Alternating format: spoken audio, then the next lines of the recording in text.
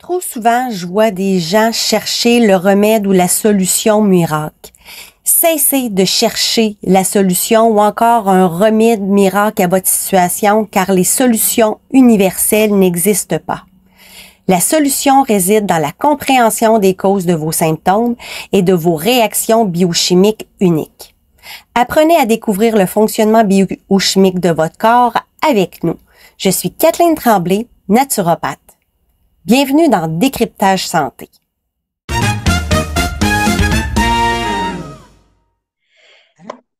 Bienvenue dans notre tout nouveau podcast Décryptage Santé. On est très fébrile de vous présenter ce tout nouveau podcast. Donc, c'est notre premier épisode en compagnie de moi-même, Valérie Tremblay, et notre décrypteur santé en chef, Kathleen Tremblay, naturopathe. Ça va bien, Kathleen?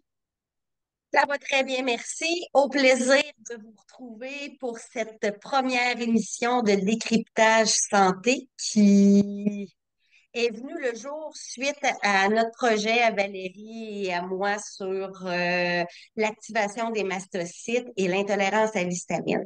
Donc, on a le goût j'ai le goût principalement de vous parler davantage de ces deux molécules-là. Donc, au fur et à mesure du décryptage santé, on abordera un peu plus en profondeur ce que c'est. Dans un premier temps, je tiens à me présenter. Catherine Tremblay, naturopathe depuis une quinzaine d'années. Lorsque j'ai commencé dans la naturopathie, en fait, j'étais coach en perte de poids. À ce moment-là, je pensais qu'il y avait un remède miracle qui existait pour qu'on soit bien et belle dans notre peau et dans notre corps. J'ai débuté avec les diètes protéinées. Ensuite de ça, je me rendais compte que les gens soit prenaient de la médication ou que les recommandations ne fonctionnaient pas nécessairement. Donc, j'ai poussé un peu plus pour comprendre qu'est-ce qui fait qu'une personne peut avoir de la difficulté à perdre du poids. À ce moment-là, j'ai fait ma naturopathie, ma modulation hormonale, parce que les hormones ont un rôle très, très, très important dans notre système entier, je dirais. De fil en aiguille, je me rendais compte que il me manquait encore de la compréhension, il me manquait des connaissances parce que des connaissances et prétendre tout connaître du corps humain, c'est totalement faux. Le corps humain est plein de surprises et unique à chacun, puis parfois, il y a des choses qui viennent court-circuiter le bon fonctionnement biochimique de celui-ci. Fait que, bref, finalement, j'ai fini par découvrir la médecine fonctionnelle il y a peut-être 6 ans ou 7 ans. C'est à ce moment-là où j'ai commencé à comprendre davantage comment ça fonctionnait dans le corps humain. J'ai appris à découvrir les voies biochimiques, les voies métaboliques, et puis qu'est-ce que ça faisait et quel blocage on pouvait avoir dans ces voies-là qui faisait que soit on avait des problèmes de santé, soit on avait de la difficulté à perdre du poids. Bref, la médecine fonctionnelle, cette vision de voir la chose a été une grande révélation pour moi. Je parle beaucoup, hein, Valérie? Moi, je suis un petit verbomoteur Oui, des fois. oui. Ouais. Donc, donc, c'est ça. J'ai eu un parcours un peu éclectique au niveau de mon cheminement de naturopathe, mais c'est ça, les recherches, ça fait partie intégrante de ma vie parce que chaque cas que je vais avoir va m'amener des questions, des pourquoi. Puis, ça va me forcer à creuser davantage, à avoir des réponses parce que mon surnom est maintenant le décrypteur santé. Donc, apprendre à reconnaître et à comprendre pourquoi le corps nous envoie des signaux d'alarme. Parce que dans le fond, c'est ça, les symptômes auxquels vous faites face ne sont ni plus ni moins que des signaux d'alarme d'une biochimie qui est perturbée. Super. Belle introduction. Donc, pour notre premier épisode, moi, j'avais envie de dire, qu'est-ce que tu as envie de dire aux gens qui se demandent, c'est quoi la naturopathie versus voyons, la médecine traditionnelle telle qu'on la connaît là, en Occident, là, bref, c'est quoi la différence entre les deux? En fait, il y a une différence, mais je tiens à préciser que c'est important de travailler en collaboration avec la médecine traditionnelle et la naturopathie. Dans la naturopathie, il y a plusieurs branches de naturopathie. Il y a, puis ça va faire office des connaissances et des directions qu'on a décidé de prendre comme naturopathe. Il y a différents naturopathes, il y a différents types d'approches. Moi, j'ai pris une orientation en lien avec la médecine fonctionnelle, comprendre les voies biochimiques et apprendre à combiner la médecine traditionnelle avec la médecine naturelle parce que oui, certaines plantes, vitamines, minéraux, suppléments peuvent devenir des grands renforts pour venir supporter nos voies biochimiques. Donc, la grande différence entre la médecine traditionnelle qui, elle, va davantage traiter les symptômes avec la médication. Les médecins ont très peu de temps dû à leur surcharge pour creuser en lien avec les causes. Qu'est-ce qui apporte ça? On Oui, n'est pas dans une médecine préventive non plus, dans la médecine telle qu'on la connaît. On est dans une médecine asymptomatique qui est là pour éteindre des les feux feux. quand c'est ça, quand les flammes sortent du toit. Et on va se Donc, dire que c'est des tests quand même assez coûteux là, dans les hôpitaux et tout ça, puis ça surcharge les médecins et tout, puis eux, ce qu'ils veulent, c'est que tu sois bien tout de suite. Donc, on traite donc le bobo. oui, exactement. Puis les médecins, ils ont été habilités à identifier des symptômes, à classer à une maladie et à prescrire les médicaments qui viennent avec ça. Leur rôle, leur fonction, puis la majorité des connaissances, sauf quand on peut évoluer dans d'autres sphères, parce qu'il y a des médecins qui vont être beaucoup plus avancés dans certaines connaissances qu'ils vont avoir versus d'autres. Mais bref, le fond des médecins, ils font du mieux qu'ils peuvent avec les outils et les connaissances qu'ils ont. La même chose, nous, comme naturopathes. Chaque naturopathe va faire son analyse en fonction des connaissances qu'elles ont ou qu'ils ont et faire leurs recommandations en fonction de celles-ci. Chaque personne va avoir pris une orientation différente et il y a des naturopathes qui, pour certains types et gravités de santé, vont être plus adaptés que d'autres. Lorsqu'on veut des recommandations générales puis que notre vie va bien, la naturopathie dans la base, dans la qualité des aliments, les suppléments de base, l'hygiène de vie, ça fait très bien. Par contre, lorsqu'on se retrouve avec des problèmes de santé chronique, il faut s'assurer que le ou la thérapeute que l'on va choisir ait des notions au niveau de la biochimie qui vont être un peu plus avancées pour pouvoir mieux comprendre qu'est-ce qui se passe dans le système. Et c'est ce que plusieurs naturopathes essaient de faire présentement au Québec. Puis moi, honnêtement, je suis en compétition avec personne. Donc, j'ai pas de problème à citer Marie-Noëlle Noro qui fait un excellent travail au Mhm. niveau de la gestion hormonale, la glande thyroïde et les maladies auto-immunes. Danick Legault qui est un excellent verbalisateur aussi au niveau des réseaux sociaux et plusieurs autres qui font une présence extraordinaire dans les formations scientifiques qui vont fournir à notre public pour dire, hey, en dehors de la médecine traditionnelle, en dehors de la naturopathie, il y a une juste ligne entre les deux, il y a une combinaison des deux qui peut arriver à des résultats extraordinaires. Puis moi, ben, c'est ce que j'essaye de faire. Plus je vais être capable de travailler en collaboration avec d'autres acteurs du corps médical, mieux on va être capable d'aider les gens qui vivent avec des problèmes de santé chronique. Tout à fait. Puis ce sera peut-être des invités éventuels à notre podcast parce que, écoute, on veut, dans le fond, avec le podcast, donner le plus d'informations possible à un grand public parce que le pouvoir réside dans la connaissance. Tout à fait. Et les gens ont le droit de connaître ce qui est susceptible de les rendre malades pour pouvoir en être moins exposés et reprendre le contrôle de leur.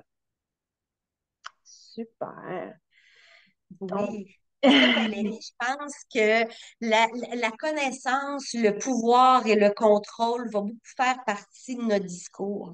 Je le répéterai jamais assez. Si vous voulez arriver à gérer vos problèmes de santé chroniques persistants, vous devez impérativement comprendre ce qui vous a amené dans cet état-là, ce qui peut accentuer et provoquer les symptômes et c'est uniquement à ce moment-là où vous allez être capable de prendre les actions durables en toute connaissance de cause.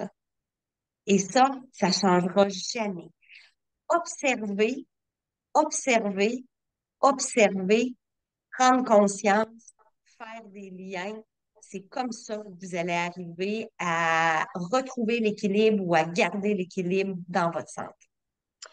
Ça ressemble à quoi une approche naturopathique pour moi-même, dans le fond?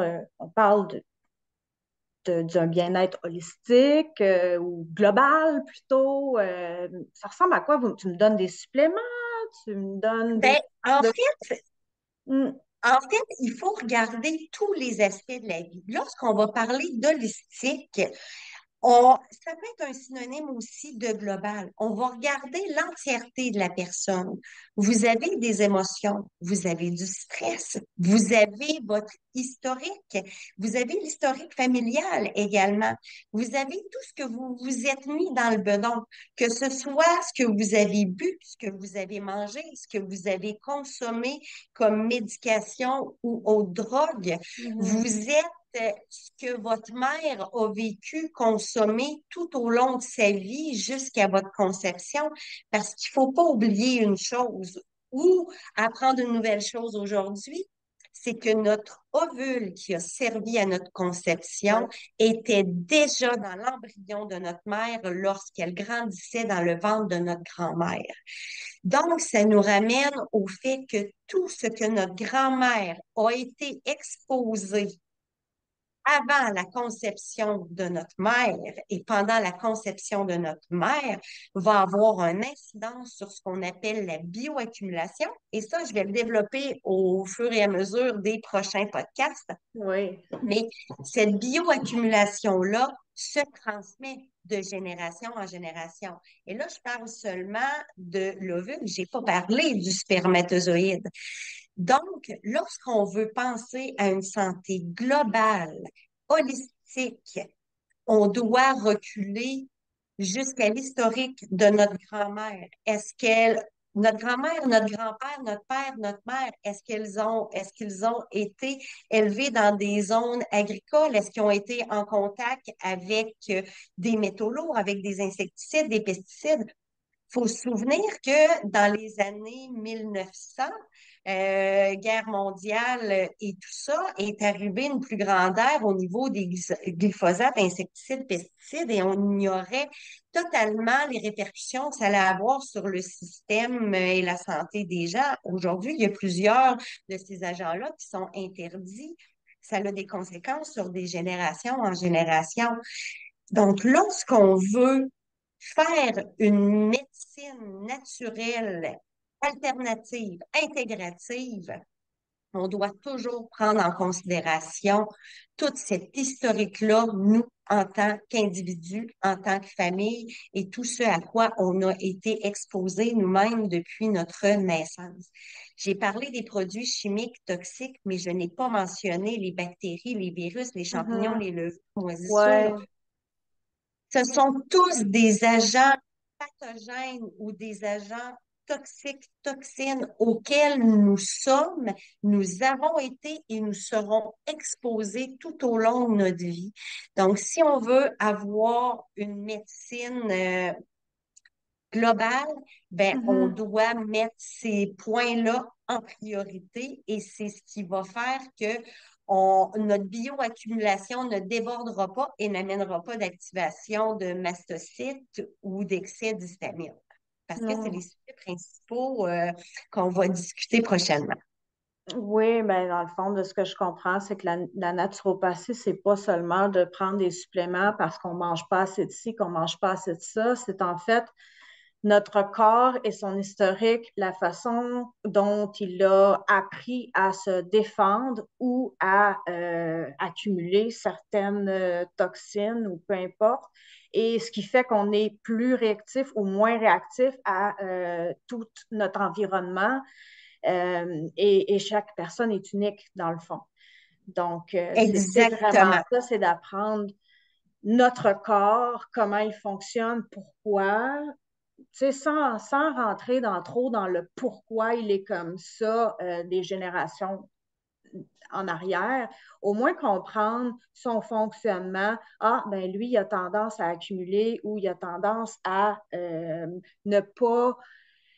ne pas s'occuper d'une certaine molécule pour X raison, donc on va le supporter. Ben, Euh, en fait, lorsqu'on arrive dans ce type de spécificité-là, on arrive dans ce qu'on appelle l'analyse génétique. mhm, Personnellement, c'est un outil que j'ai appris à manœuvrer, malayer et j'ai même développé mon outil d'analyse parce que j'ai pas une plateforme d'analyse génétique qui me satisfaisait. Je suis une curieuse, j'ai toujours besoin d'aller mhm. fouiller un peu plus loin, de regarder les choses dans son ensemble. Donc, l'analyse génétique, c'est un outil que je me sers de plus en plus, puis que je conseille de plus en plus aux gens d'utiliser à bon escient. Et je vais bien dire à bon escient. Un outil d'analyse génétique ne doit pas être utilisé pour nous dire vous êtes plus prédisposé à avoir tel type de maladie. Non, Une analyse génétique doit être utilisée pour déterminer les faiblesses que nous pouvons avoir dans notre fonctionnement biochimique et qu'est-ce que nous devons faire dans notre vie pour s'assurer que cette prédisposition-là qu'on peut avoir, ne se développe pas ne se manifeste pas par des maladies. Donc, les pistes qu'on doit avoir pour pouvoir garder cet équilibre-là. Il y a vraiment tout un historique et toute une vue d'ensemble qu'on doit avoir pour s'assurer d'un bon fonctionnement. Par contre, la naturopathie, lorsqu'on se retrouve chez les gens, ils n'ont pas de problème de santé, ça va relativement bien, mais quels conseils je peux leur donner mhm. pour que ça perdure? Ben, en fait, c'est de toujours travailler et de s'assurer à solidifier les bases. Les bases se retrouvent au niveau de l'alimentation, ce qu'on se met dans le bedon, ce qu'on va boire, ce qu'on va manger et ce qu'on va consommer comme médicaments ou comme autres substances chimiques. Ça inclut l'alimentation bio et non bio, l'hygiène de vie, comment on est actif. Pas obligé d'aller faire des stepettes au gym ou d'être dans des sports extrêmes. Juste d'être actif, de monter les marches, de faire son ménage, d'aller faire des marches, de faire du ski, de faire de la raquette, peu importe les activités qui vous tiennent actifs. La gestion du stress, la société dans laquelle nous vivons nous amène dans des situations de surstress et des situations d'urgence. Maintenant, avec les réseaux sociaux, on a plus que jamais une attente dans des réponses instantanées. C'est facile, puis tout dépendamment le domaine de métier que l'on va faire, de se maintenir dans des états d'urgence tout le temps, en regardant Mhm. nos messages le matin, en regardant nos messages avant de se coucher, en regardant nos messages aux 15 minutes, le samedi matin, le dimanche et de répondre dans l'instant, puis de vivre mal avec un délai de réponse. Ah oui, On ça n'est c'est toi, ça. pas bon, hein, Valérie, l'être humain, pour se Et on mettre est dans comme des états ça, tous les d'urgence. mois, hein? Euh, Oui, et plusieurs autres. En fait, on se met dans l'état d'urgence, vite, vite, vite, il faut aller travailler, vite, vite, vite, les enfants à manger, vite, vite, vite, on revient, il faut s'en aller faire le souper, vite, vite, vite, les devoirs, vite, vite, vite, les dodos, vite, vite, vite, faut aller se coucher. Tu sais. On est toujours dans le vite, mhm, vite, vite comme ça. Faut le calmer, le vite, vite, vite. En fait, puis là, notre société est vraiment pas là pour nous aider là parce qu'on veut nous faire produire toujours plus. mhm. Hein? Si on pouvait faire en 12 heures ce que 24 heures nous demandent, hey, on est super content. je vous dirais que cet état d'alerte-là, cet état de surstress-là est notre pire ennemi à tous. Et c'est souvent euh, ce qui va remplir le vase beaucoup plus rapidement, puis qui, certains autres De toutes éléments vont faire sortes de déborder le vase. toxines. C'est ça, ça peut être toutes sortes de toxines. Bref, Oui, on a. mais le stress, c'est notre pire, c'est définitivement notre pire ennemi. Mhm. Puis, pour terminer sur les bases, oui, il y a certains suppléments qui sont importants. On a beaucoup parlé de probiotiques, on a beaucoup parlé d'oméga 3, on a très peu parlé de complexe B, de plus en plus de magnésium et de plus en plus Mhm. de vitamine D. Je vous dirais que pour moi, dans ma pratique, pour les gens qui ont un bon équilibre, une bonne santé, pas de problème de santé nécessairement chronique dans l'activation des mastocytes ou dans l'intolérance à l'histamine, le complexe B, le magnésium et la vitamine D restent le meilleur trio de base. Pour les oméga 3, optimisez les oméga 3 alimentaires.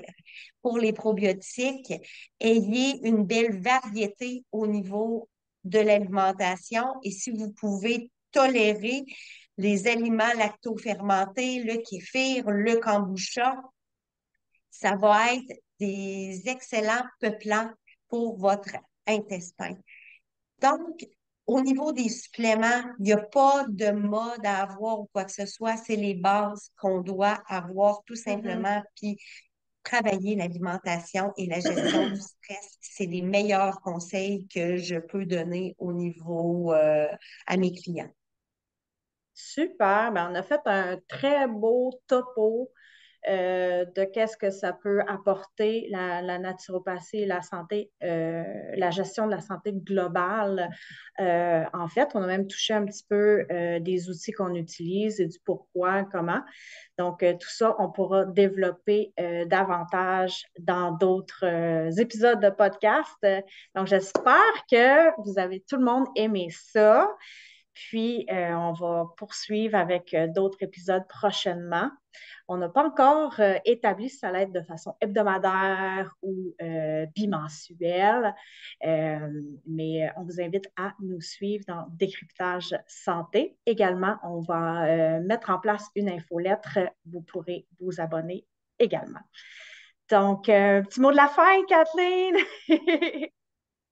Ça a été un plaisir de vous jaser pour ce premier podcast. Honnêtement, je pourrais en avoir pour des heures Ah, et des heures à euh, vous parler de mon métier, de mon travail. J'ai un beau site web également qui est en ligne, kathleentremblay.ca. Vous allez pouvoir voir les articles que j'y ai mis. Vous allez pouvoir voir également l'évolution des formations qui vont s'offrir. Ben, déjà une qui s'offre à vous et les prochaines qui vont s'offrir.